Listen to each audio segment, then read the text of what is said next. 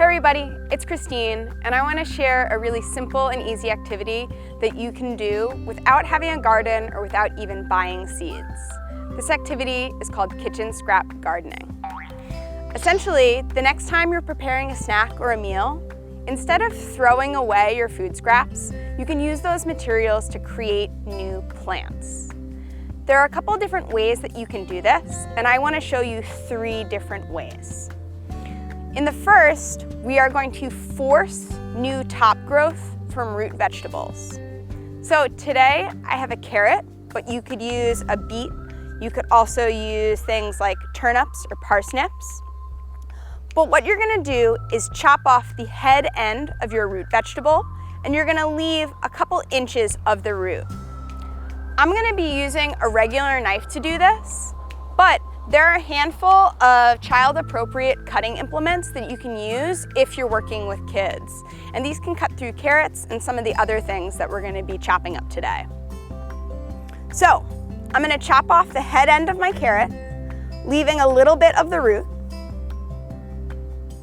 just like this. Next, I'm gonna need a shallow container. And if you have any small rocks or pebbles, it can be great to add them to your container. Essentially, by putting those things in there, it'll help cradle the root vegetable, which you're gently gonna place in the container. Next, you're gonna add a little bit of water so that it comes halfway up the root.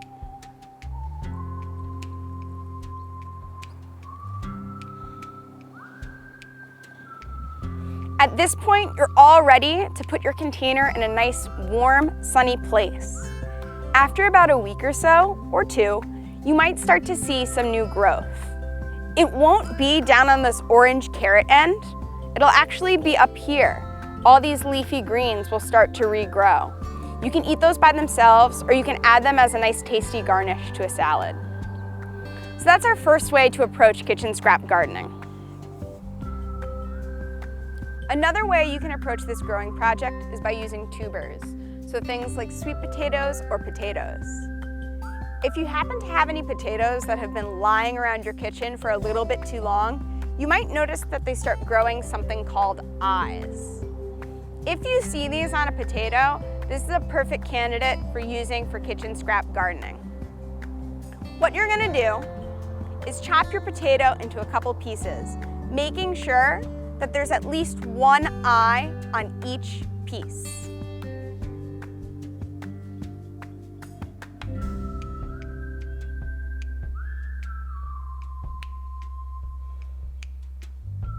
You can take this and then place it in a large container filled with soil, or if you happen to have a garden, you can bury it in an in-ground bed or even a raised beds like the ones behind me. After a bit of time, this piece of potato will start to sprout. And unlike our carrots from before, where you only got at least one part of a new plant, for this, you're gonna get an entirely new potato plant that will hopefully produce a big harvest for you. All right, the final way that we can approach kitchen scrap gardening is simply by reusing seeds from the fruits and vegetables that we might have in our kitchen. We can do this with big seeds, like avocado pits. This one has been sitting in water and has actually sprouted a root, which you can see right here. If you don't have big seeds, you can also use small seeds, like seeds from citrus fruits or tomatoes.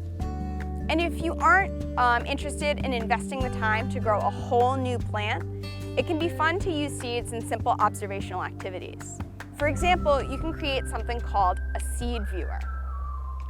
To make a seed viewer, all you need is a clear container, something like a plastic bag or even a plastic cup, a paper towel that you're gonna get wet, and some seeds.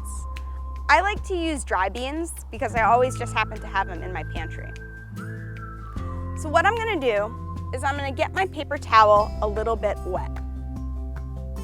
I want to make sure that the entire thing is wet. And then I'm going to add it to my container. And I'm going to add my seeds in there as well.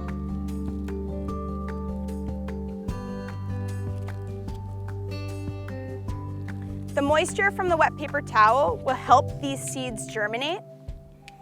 And what it can be fun to do is take a look at your seed viewer every few days, or even every day if you want. You can take observations using words or a kind of drawings in a journal, but keep track of the changes that you notice.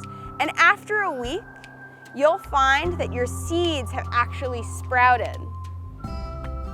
I have one right here that I started a week or so ago, and you can see how the roots have come out of my bean, and it can be really fun to keep track of that growth. So that's all we have for kitchen scrap gardening. If you have any questions about that activity or are interested in learning about other growing projects, you can check out kidsgardening.org.